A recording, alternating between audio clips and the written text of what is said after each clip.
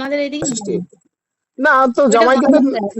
নিমন্ত্রণ করে তো খাওয়ায় অন্তত শাশুড়িরা, করে না? আমাদের এদিকে যে জামাই ষষ্ঠীটা সেটা হচ্ছে কালী পুজোর সময় যেটা হয়, আচ্ছা, না এমনি ওই জামাই তাহলে ষষ্ঠী। জ্যৈষ্ঠ মাসের যে জামাই ষষ্ঠী সেই জামাই ষষ্ঠীতে আপনাদের জামাইদের খাওয়ায় না শাশুড়িরা, তাই তো?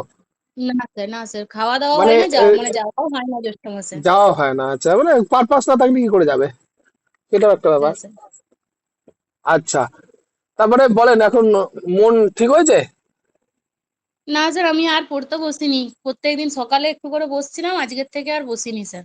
কেন অন্তত আমি একটা জিনিস জানি যে যে সমস্ত ওই যে সাহিত্যিক গুলো আছে না, বুঝলেন তো, হ্যাঁ। সাহিত্যিকরা হ্যাঁ স্যার। সাহিত্যিকরা মানে তাদের মানে এডিটোরিয়াল কলমে, তাদের সম্পাদকীয় কলমে লিখেছে বা বলেছে যে আপনার কি প্রতিদিন আপনার যে কবিতা লিখতে ইচ্ছা করবে? আপনার তো প্রতিদিন আপনাদের কবিতা বেরোবে না, অন্তত 5 হোক 10 মিনিট হোক অন্তত টেবিলে অন্তত বসবেন, বুঝলেন তো, এইটাই বলছি, যে অন্তত তারপরে স্যার এমন চেষ্টা হবে যে করবেন। আমরা ক্লাস শুধু অ্যাটেন্ড করবো, আর এখন পড়ামড়া করবো না স্যার। না একটু তো মানে অন্তত বসবেন, নাহলে ইন্টারেস্টই নষ্ট হয়ে যাবে। না আমি ধরেন যখন শনিবার রবিবার যখন বসবো না, তখন তো পুরো ফাঁকা থাকবে, তখন কি করবেন? হ্যাঁ স্যার। আচ্ছা, ম্যাডাম বলেন তো, অর্ধস্বর, অর্ধস্বর কোনগুলো হবে? অর্ধস্বর মানে হচ্ছে স্যার যে দাঁড়ান স্যার, অর্ধস্বর মানে উদাহরণ হচ্ছে যে বললেই হবে, স্বর। উদাহরণ বললেই হবে।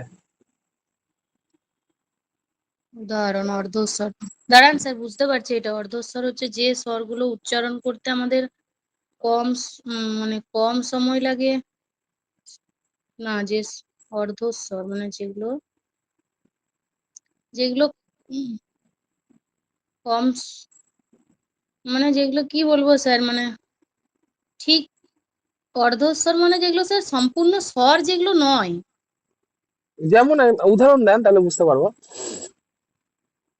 যেমন স্যার র, ল, ব।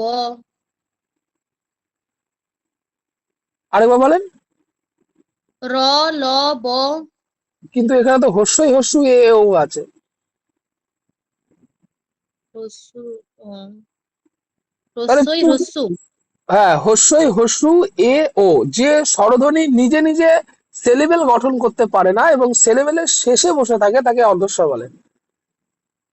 যেমন যেগুলো অর্ধস্বর নিজে- চারটি হলো হস্যই হস্যু এ ও। ও, হ্রস্বই হ্রস্ব ঠিক এ আছে, ও। তাহলে আপনি মানে এটা যারা বলেন। নিজেরা সিলেবেল গঠন করতে পারে না কিন্তু সিলেবেলের শেষে বসে। হ্যাঁ, একদম একদম, সেটা হচ্ছে অর্ধস্বর। এরকম যদি তাহলে এই হয়, তাহলে এর মানে আপনাকে মানে এর কাউন্টার কোশ্চেন হবে, তাহলে পূর্ণস্বর কোনগুলো বা পূর্ণস্বর কয়টি সেটা একটু বলেন শুনি। পূর্ণস্বর ওই ওই পূর্ণ এই চারটে, এই চারটে বাধ্যস্বর হলে বাদ বাকিগুলো 7টা তো পূর্ণস্বরই হবে। এই 7 আর 4 11। হ্যাঁ স্যার। হ্যাঁ ঠিক স্যার, আছে। বাকি সাথে। আচ্ছা, কেন্দ্রীয় স্বরধ্বনি একটা উদাহরণ দেন। কেন্দ্রীয় স্বরধ্বনি মানে স্যার যে মানে যে স্বরধ্বনিগুলি, দাঁড়ান স্যার বলছি, মানে যেগুলো আর কি মানে যে স্বরধ্বনির সাহায্যে, মানে অন্য স্বরধ্বনিগুলিকে যেগুলোর সাহায্যে উচ্চারণ করা হয়। যেমন উদাহরণ। যেমন স্যার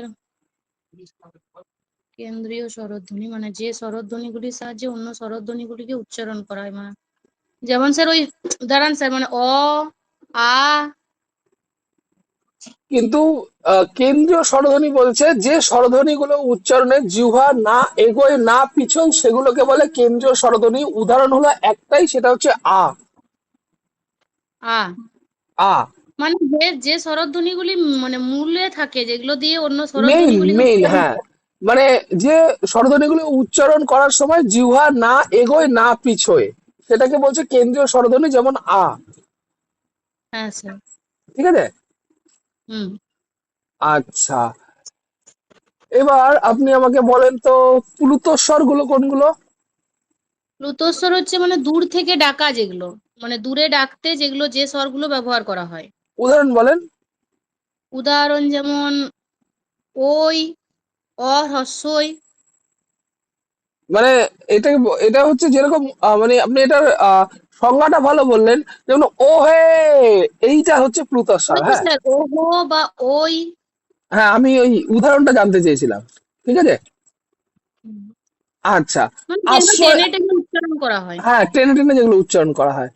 কেন এই জিনিসটা জিজ্ঞেস করলাম, তার কারণ এর আগে আপনি যখন এটা বলেছিলেন না, মানে এটা ঠিক বলেছিলেন। হয়তো আপনার সময়ের বেসিসে আপনার এই ইয়েটা পেলাম না আপনার কাছ থেকে। আপনি এর আগে যখন আপনাকে প্লুতোস্বরের আগে জিজ্ঞেস করেছিলাম, তখন ঠিকঠাক বলেছিলেন। এই কারণটার জন্যই বলছি যে মাঝে মাঝে অন্তত বসে একটু পৃষ্ঠাটা উল্টাবেন। আশা করছি কিছু অন্তত আইডিয়া আসবে পরে। বেশিক্ষণ না, অন্তত যদি আধা ঘন্টাও বসতে পারে না, তাহলেও আশা করছি একটু ডেভেলপ হবে। হ্যাঁ স্যার। কেননা দেখেন, আমি এই খবরটা নিলাম, তা কিছু না, কিছু হয়নি। এই ইলেকশনের জন্য এক মাসের স্টে হবে, 1 মাস পরে আপনার ইন্টারভিউ ডেট পড়ে যাবে। হ্যাঁ স্যার। যেটা যেটা আমি এর আগের দিন আপনাকে বলছিলাম না, যে আনঅ্যাভয়েডেবল অকারেন্স, যেটা সেটা হচ্ছে ইলেকশনের জন্য এটা বন্ধ আছে। হ্যাঁ স্যার, 1 মাস, ইলেকশন আমি বললাম যে আপনাকে ভোট। হ্যাঁ, 1 মাস পরে আপনার ডেট পড়ে যাবে যে